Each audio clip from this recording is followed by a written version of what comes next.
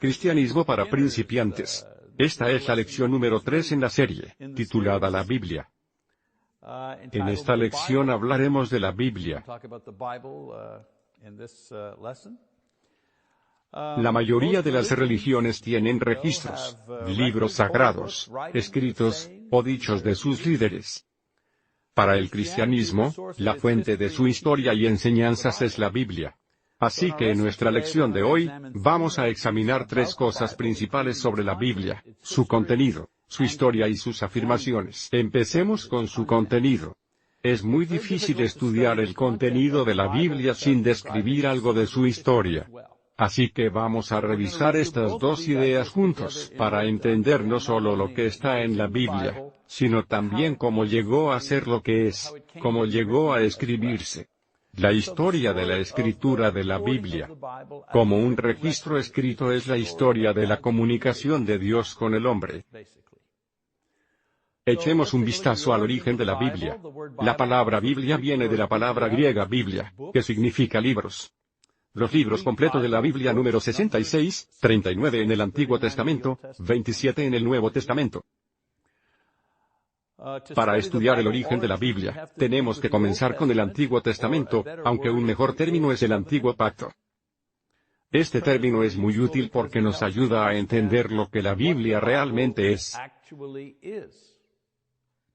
Son los detalles de 2 pactos o 2 acuerdos entre Dios y el hombre, el antiguo acuerdo o pacto y el nuevo, que sustituye al antiguo.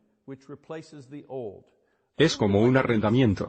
Si arriendas una casa, hay términos y condiciones.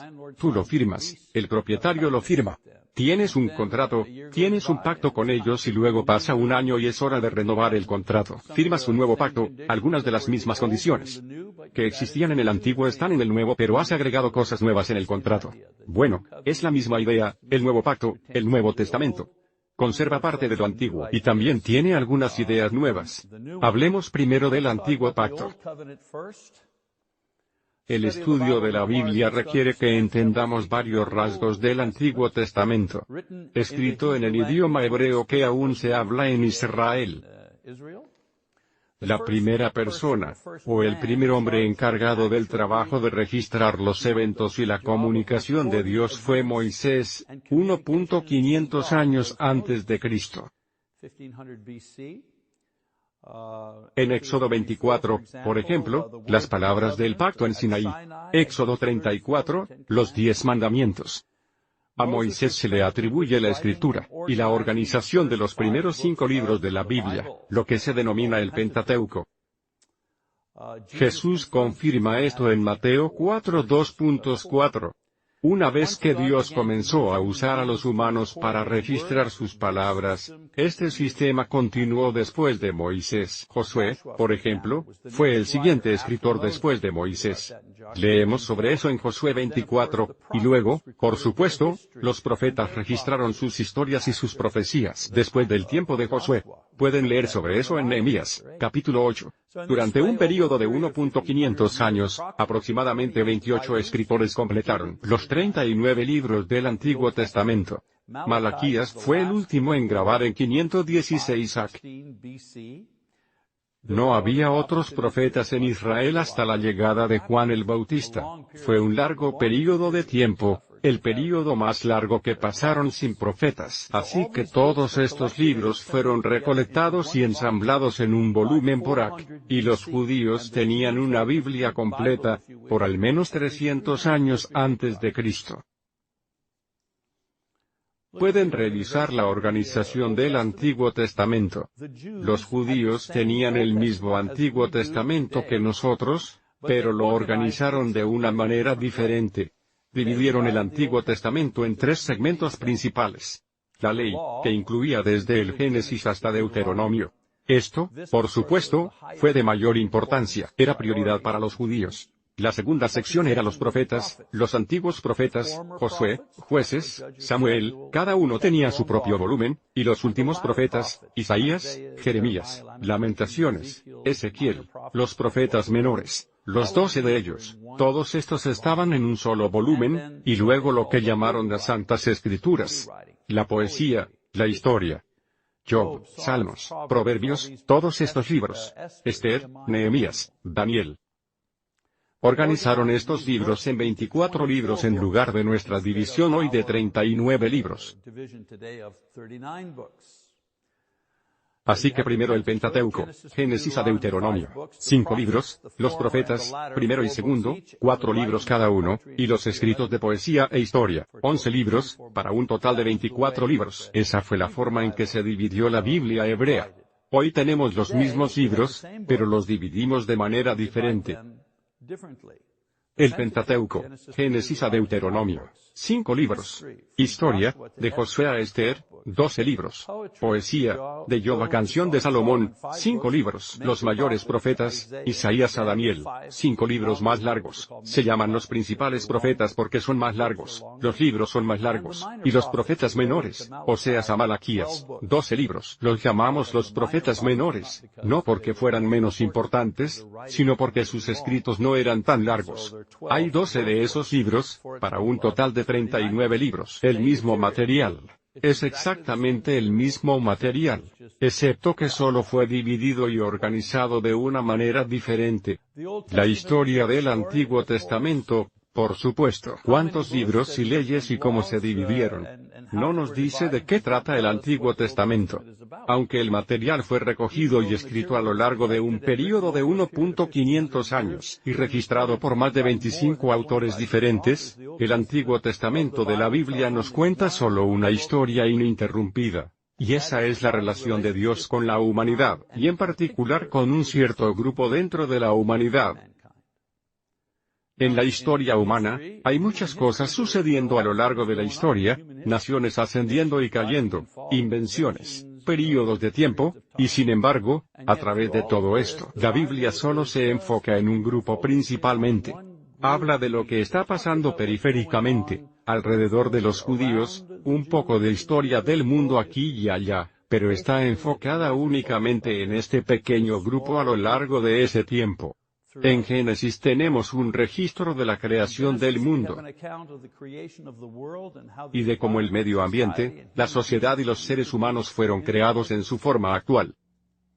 Un mundo arruinado, natural, una sociedad disfuncional, y una raza humana condenada a morir.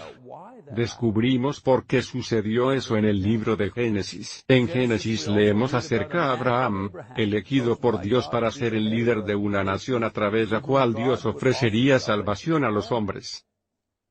El resto de los libros del Antiguo Testamento describen el crecimiento y desarrollo de la familia de este hombre a partir de una tribu nómada a una nación próspera y poderosa llamada Israel. La mayoría de los libros del Antiguo Testamento contendrán información sobre la guerra, hablamos de Israel. Sobre sus guerras y sus conquistas, su política, su religión, sus códigos morales, su poesía, su historia general. También contendrá profecías, o predicciones, de futuros eventos que ocurrirán en su nación, así como la apariencia y la obra del Salvador originalmente prometida a Abraham.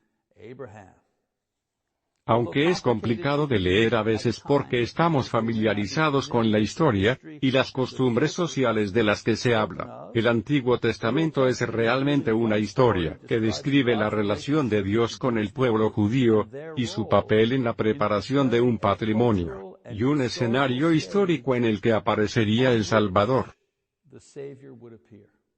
El Salvador tenía que ser de algún lugar. ¿De qué cultura sería? ¿De qué nacionalidad sería? ¿Qué idioma hablaría? Pues Dios no escogió una cultura existente para traer a su Hijo al mundo. Él creó una cultura.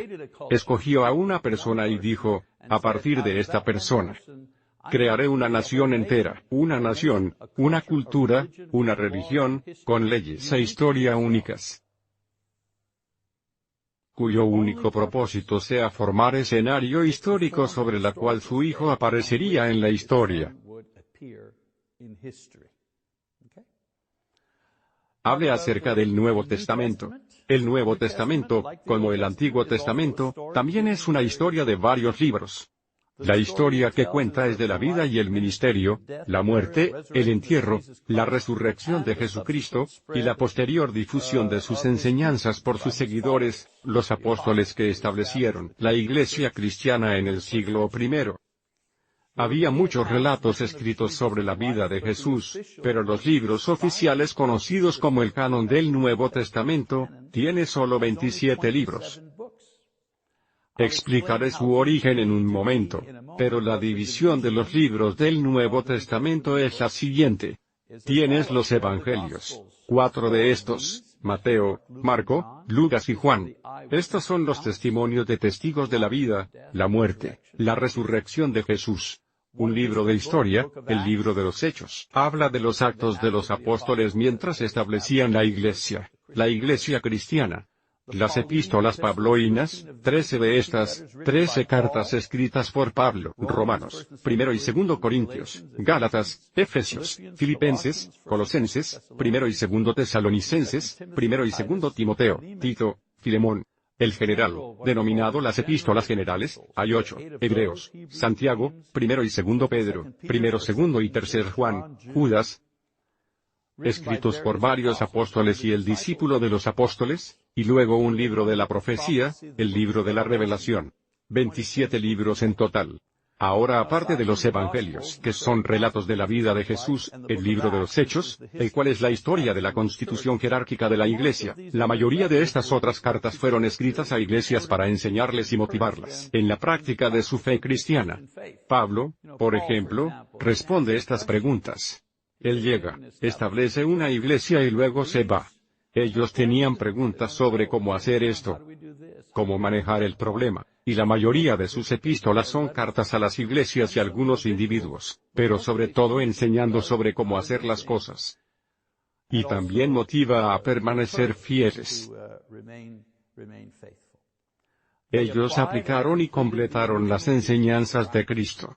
Lo que es de gran interés para muchos, sin embargo, es así como nos llegó hasta hoy este antiguo material en este número y en nuestro propio idioma. ¿Cómo pasamos de Pablo escribiendo en el siglo I a esto escrito en inglés? Algo que puedo leer.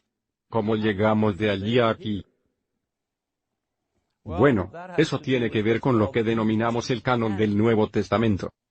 Muchos libros fueron escritos sobre la vida de Jesús, y varios libros fueron escritos por los apóstoles y sus discípulos. ¿Cómo decidieron qué libros pertenecían al Nuevo Testamento? Los libros que componían el Nuevo Testamento se llaman el canon. Canon es una palabra griega que significa varilla de medición. Así que son los libros que miden el canon.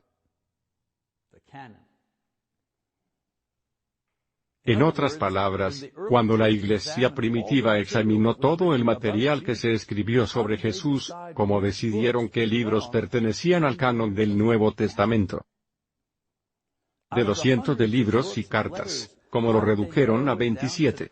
Yo podría entender si lo hubiesen reducido a 2.700. Pero ¿cómo lo redujeron a 27? Bueno, hubo 3 factores principales que llevaron a la iglesia primitiva a formar el canon del Nuevo Testamento y conservarlo en un libro. Al principio, la iglesia no tenía intención de guardar las cartas de los apóstoles y de los discípulos. Quiero decir, los apóstoles estaban vivos. Estaban produciendo muchas cartas, así que no había urgencia en preservarlas. Se escribía una gran cantidad de material, así que no pensaban en conservarlo todo. También pensaron que Jesús volvería durante sus vidas, así que no tenían necesidad de preservar el material para el futuro. Pensaron que Jesús volvería pronto. Pablo tuvo que decir a los tesalonicenses, ustedes tienen que trabajar. Si no trabajan, no comen. El problema no era simplemente la pereza. Pensaban, si Jesús viene, ¿para qué construir una casa? ¿Por qué emocionarse? El Señor viene, solo esperemos. Y la falta de urgencia también afectó a los líderes de la iglesia que no querían preservar esos materiales. Pero ocurrieron ciertos eventos que requerían que empezaran a recolectar y preservar las enseñanzas del Señor y de los apóstoles, eventos que los obligaron a iniciar esta colección. El primero fue el canon de Marción, en 140 DC. Marción fue un falso maestro que rechazó todo el Antiguo Testamento. Aceptó solo 10 de las epístolas de Pablo, y solo una parte del Evangelio de Lucas, pero rechazó todo lo demás. Y comenzó a circular su pequeño grupo personal de cartas como el canon oficial, y así la iglesia primitiva se vio obligada a decidir cuál de los escritos tenía autoridad, cuáles debían recolectar, y cuáles deben circular. Esto comenzó a circular en algún momento en el 170 DC. El segundo problema fue la persecución. Bajo el mandato del emperador romano Diocleciano, era una ofensa capital poseer una copia, cualquier copia de las escrituras cristianas. Esto plantea la pregunta: ¿vale la pena morir por las escrituras? No me importa morir por el Señor, pero no quiero morir por una carta falsa. La epístola de Bob. No estoy listo para ser decapitado por la epístola de Bob. Y había tantos libros históricos sin inspiración fueron quemados y solo los más preciosos, los más aceptados fueron conservados. Y en tercer lugar, apareció la forma del códice. El códice es la forma de libro, esta forma de aquí. Libros con páginas, que era la forma de códice, donde varias páginas se colocaban juntas en vez de utilizar un pergamino. Cuando la forma del códice se hizo popular, planteó la pregunta: ¿qué libros deben agruparse en un volumen, en un libro? Esto los motivó a llevar solo los libros que eran aceptables en un solo volumen. Pero la pregunta principal para la iglesia primitiva fue: ¿cuáles son los libros inspirados? No hubo una reunión en la que se revisara todo el material, y luego se tomara una decisión sobre cuál entra y cuál no. No se hizo de ese modo. Por el contrario, la iglesia primitiva simplemente aceptó aquellas obras que ya habían sido reconocidas como inspiradas a lo largo de los siglos, pero aún no habían sido recogidas y organizadas en un solo conjunto. Esto finalmente se hizo en 367 DC, y los 27 libros confirmados por el Consejo de Cartago, y así ha permanecido sin cambios desde entonces. Así conseguimos un único Antiguo Testamento que aún tenemos hoy. Hemos tenido el mismo desde hace 400 o 300 años antes de Cristo. Y tenemos el mismo Nuevo Testamento sin cambios desde el siglo III. Sin cambios, el mismo material. Pero en la recogida de los libros para su inclusión al canon del Nuevo Testamento, la iglesia primitiva fue guiada por ciertos principios. Número 1, el principio de autoría. Si un hombre fue inspirado cuando habló, sus escritos también se consideran inspirados. Por este motivo, los escritos de los apóstoles fueron aceptados rápidamente en el canon. También los hombres asociados con los apóstoles fueron aceptados. Por ejemplo, Lucas debido a su asociación con Pablo. Marcos por su asociación con Pedro y con Pablo. Santiago, que fue llamado el hermano del Señor. Y un apóstol, Gálatas capítulo 1. Esto, por supuesto, permitió que los evangelios y las cartas de Pablo, Pedro, Santiago y Juan fuesen una selección fácil. Fue fácil. Esos fueron fáciles de recopilar. Un segundo principio fue el valor del libro. En algunos casos, un libro tenía un nombre adjunto, pero no se leía como un libro auténtico del Nuevo Testamento. Muchos autores no inspirados intentaron ganar audiencia al poner el nombre de un apóstol en su libro. Así que Bob escribe un libro, y lo llama la Epístola de Pedro porque sabe que si dice el apóstol de Bob, no lograría nada. Pero si lo llamaba la epístola de Pedro, podría poner a circular su material. Los estudiosos nos dicen que fue bastante fácil distinguir entre alguien inspirado y un impostor tan solo leyendo los textos. Por ejemplo, en el Evangelio de Tomás, en ese Evangelio, o en ese escrito, Jesús hizo gorriones de barro, y fue reprendido por hacer esto en el sábado, y él dijo, levántense y vuelen, y los pájaros cobraron vida, y se fueron volando. Es una bonita historia, pero no del tipo de gravitas que esperamos del Señor y de los milagros que realizó. En otro de estos libros, hay una historia donde Jesús, trabajando con su padre José, milagrosamente alarga una tabla para adaptarla a lo que estaban construyendo. De nuevo, no coincide con la imagen de Jesús. Al comparar los escritos era muy obvio distinguir lo real de lo falso. Los libros inspirados tenían armonía de propósito y estilo. No tenían contradicciones, y eran precisos históricamente y teológicamente. Eso era lo importante. Un tercer factor de inclusión fue la circulación. La Iglesia no decidió cuáles eran las adecuadas y cuáles no. Simplemente confirmaron y coleccionaron esos libros que tradicionalmente habían sido aceptados pero no habían sido recopilados en un solo volumen.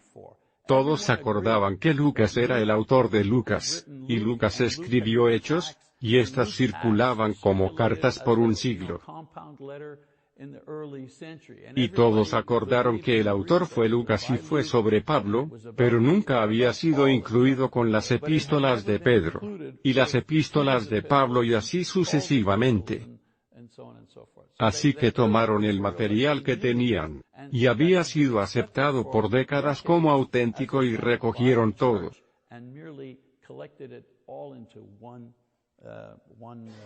en un volumen. Así que no se introdujo ningún nuevo libro, solo aquellas cartas sí que tuvieron amplia circulación y aceptación después de periodos de estudio y revisión. El canon fue confirmado 300 años después de los que primeros escritos comenzaron a circular y para ese periodo de tiempo, eso es bastante rápido porque las cosas se movían muy lentamente en esos días. También creemos que Dios guiaba y protegía el proceso para conservar y registrar su palabra. Hablemos de algunas traducciones. El Antiguo Testamento fue escrito en su mayor parte en hebreo, algunas partes pequeñas en arameo. Llegó un momento en que los judíos no podían hablar hebreo debido a la influencia griega, y así una traducción del Antiguo Testamento hebreo se hizo en el idioma griego. Se llamaba la Septuaginta.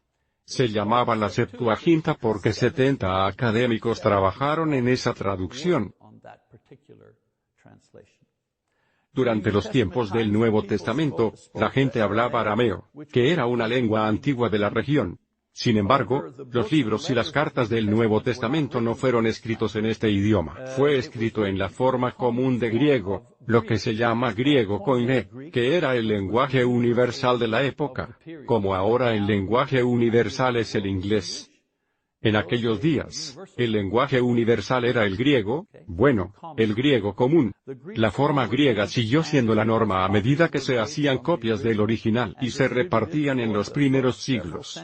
A día de hoy existen 5.357 manuscritos griegos de porciones del Nuevo Testamento, con las que trabajan los eruditos. Si revisan las comparaciones, hay más manuscritos de la Biblia, y porciones de manuscritos del Nuevo Testamento de las que hay de manuscritos de Shakespeare o de las tragedias griegas. Nadie duda de que Shakespeare haya vivido. Nadie duda de que Shakespeare haya escrito esas cosas, y sin embargo hay menos evidencia física de los escritos de Shakespeare de los que hay para el Nuevo Testamento. Miles y miles de fragmentos y porciones del Nuevo Testamento que se hayan hecho. Con el tiempo, el griego fue traducido al latín y otros idiomas, pero estas traducciones siempre fueron hechas de los manuscritos griegos originales. Y necesito hacer una pausa para comentar esto. Uno de los principales argumentos en contra la exactitud de la Biblia es lo que llaman el argumento del teléfono. El argumento del teléfono es un juego de fiestas infantiles. Le cuentas una historia a una persona, esa persona le cuenta la historia a otra, y luego a otra, y a otra. Lo repites con 10 personas y al final del juego, la primera persona se levanta y dice, esta es la historia que conté, y la última persona se levanta y cuenta la historia después de 10 repeticiones.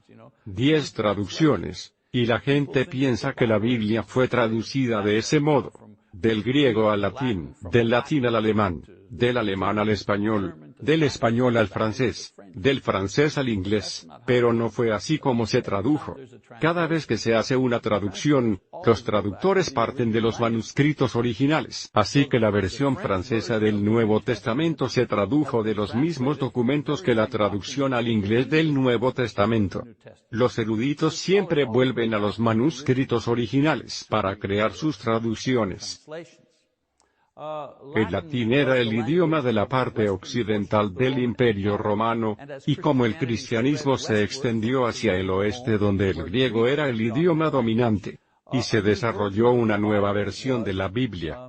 En 404 DC, una nueva versión latina de la Biblia fue producida por Jerome, un líder de la Iglesia primitiva. Su traducción del griego al latín se llamó la Vulgata Latina. Esta se convirtió en la versión estándar para el estudio y la vida de la Iglesia en la Edad Media. Se hicieron varias traducciones a lo que se denominan lenguajes comunes de la época. Desde el V hasta el siglo XIV, estas incluían traducciones al gótico o sirio, eslavo, inglés, francés, alemán, italiano y español. En el siglo XIV, hubo una renovación del interés en el mundo grecorromano, en sus lenguas y su literatura. Esto fue provocado por el Renacimiento. Y durante el Renacimiento, hubo un gran interés en las lenguas antiguas, como el griego y el hebreo, y se produjo un mayor esfuerzo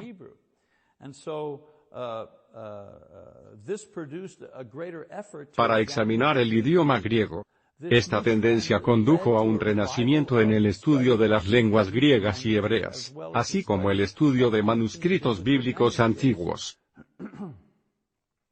Esto impulsó la creación de nuevas versiones de la Biblia en idiomas comunes traducidos directamente del original griego y hebreo por parte de un nuevo movimiento religioso, llamada la Reforma. Todos estos eventos históricos fueron la tormenta perfecta. El interés intelectual en el griego y el hebreo, el interés teológico religioso en la Iglesia y en el Evangelio, y todos estos eventos convergieron. Con la invención de la imprenta de Gutenberg en 1436, se logró la tecnología para producir cantidades masivas de Biblias en diferentes idiomas. Podemos comprar una Biblia por $1, ¿verdad? Es una ganga. Por $1 puedes comprar una Biblia, así de fácil. Solo los ricos tenían Biblias, solo los reyes y el obispo, solo ellos tenían Biblias en esos días. Pero con el advenimiento de la imprenta, la Biblia ahora era disponible para las masas. Es interesante notar que el primer libro en ser impreso en la imprenta de Gutenberg fue la versión de la Biblia en Vulgata Latina. Se imprimió en algún punto entre 1452 y 1456. Esta Biblia fue llamada la Biblia de 42 líneas. ¿Saben por qué? Bueno, porque cada página tenía 42 líneas. Esa Biblia en particular todavía existe hoy, y se puede ver en el Museo Gutenberg en Magunsha en Alemania, que está cerca de Frankfurt. Fui allí una vez, a Frankfurt. La invención de la imprenta ayudó a difundir la Biblia en varios idiomas en todo el mundo. La primera traducción inglesa conocida fue en 700 DC. Y era una versión latina con notas inglesas entre las líneas. La primera traducción completa al inglés fue hecha por John Wycliffe en 1382. Y fue encarcelado por sus esfuerzos. Los poderes religiosos de la época no querían que la Biblia fuese accesible a las masas. La primera Biblia impresa en inglés fue la de William Tyndale en 1526. Aún hoy Tyndale Publishing sigue siendo una editorial muy importante. Hubo muchas traducciones a medida que la traducción y la arqueología se desarrollaban. Una traducción importante, por supuesto, fue la Biblia del Rey James, 1611, y se convirtió en la versión autorizada para personas de habla inglesa durante muchos años. Sigue siendo una Biblia muy popular hoy en día. Hay muchas traducciones y versiones que han aparecido a lo largo de los años. La versión estándar revisada, la americana estándar, la Biblia de América, la nueva versión internacional, la nueva traducción viviente, cada una tiene un estilo diferente. La gente dice, ¿qué hay de diferente en esto? Bueno, por ejemplo, la versión estándar revisada es una muy buena traducción del Antiguo Testamento, pero la traducción del Nuevo Testamento es incómoda. La estándar americana fue la mejor traducción palabra por palabra. El problema era que el inglés era incómodo de leer. Era muy difícil de leer. Cualquiera que hable dos idiomas comprende la idea. Si intentas traducir algo directamente de una lengua a otra, palabra por palabra, no funciona muy bien en el idioma destino, si se hace palabra por palabra, y la estándar americana fue un intento de hacer eso. La nueva Biblia de las Américas fue una corrección. Toma la Biblia de América y la mejoró, la hizo mucho más fácil de leer y entender. La nueva Biblia de América es un gran estudio de la Biblia. La nueva versión internacional es una Biblia en la que el inglés fluye muy bien. Se podría decir que es la Biblia del pueblo, se hizo muy popular. La nueva traducción viviente es una de las más recientes, tiene un inglés moderno y fácil de leer, y su objetivo es darle el máximo significado según el inglés de hoy. Hay muchas otras, podríamos pasar toda la noche hablando de todas las traducciones, pero estas son las principales. Algunos dicen que no se puede confiar en cualquier traductor que traduzca del griego, puede cometer errores. De las miles de traducciones en diferentes idiomas no hay doctrinas principales, personas, órdenes que estén en conflicto.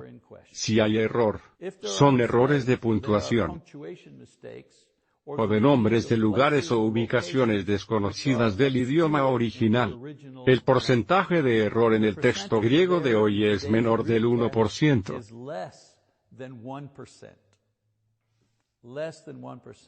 No te preocupes por no poder entender el hebreo o el griego.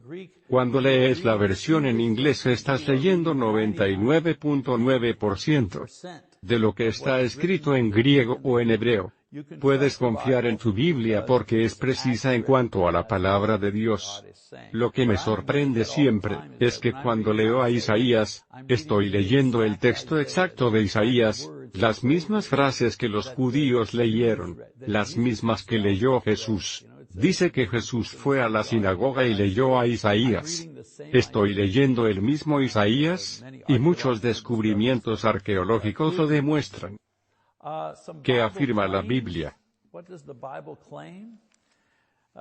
Ya vimos el contexto de la Biblia. Disculpe, el contenido de la Biblia, cómo se escribió, cómo se organiza, así como sus diversas traducciones, son un pequeño boceto de la Biblia en miniatura, si podemos hacerlo todo en una sola lección. Un último punto que quiero considerar y es, ¿qué dice la Biblia? En otras palabras, ¿qué dice de sí misma? Simplemente, la Biblia afirma que está inspirada, lo que significa que Dios es el autor. Los humanos escribieron lo que Él quería y los guió a escribir. En 2 Timoteo 3:16 dice, toda la escritura es inspirada por Dios. No son muchas palabras. 1, 2, 3, 4, 5, 6 palabras.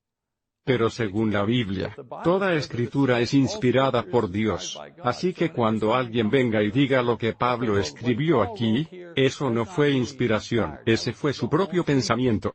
Y he oído eso de muchas personas, y yo les digo, sí, pero dice que toda la escritura está inspirada por Dios. ¿Entienden lo que digo? Y la Biblia dice esto de sí misma. En 2 Pedro la 1:21, no sé si tengo esto, sí. 2 Pedro la 1:21, él dice, pero antes que nada deben entender esto, ninguna profecía de la Escritura es de interpretación privada, porque la profecía nunca estuvo bajo el control de la voluntad humana, sino que los santos hombres de Dios hablaron bajo el control del Espíritu Santo. Ahora, es fácil hacer afirmaciones, pero, ¿por qué los cristianos creen esta afirmación de que la Biblia no es solo un libro escrito por hombres buenos y santos sino que fue inspirada por Dios? Hay muchas razones, pero veamos estas 3, antes de cerrar la lección. En primer lugar, creo que sí es un texto inspirado por su capacidad para sobrevivir. A pesar de todo esfuerzo por desprestigiar su enseñanza y esfuerzos del gobierno, organizaciones religiosas, filósofos y escépticos de todo tipo por 2.000 años, la Biblia ha sobrevivido intacta.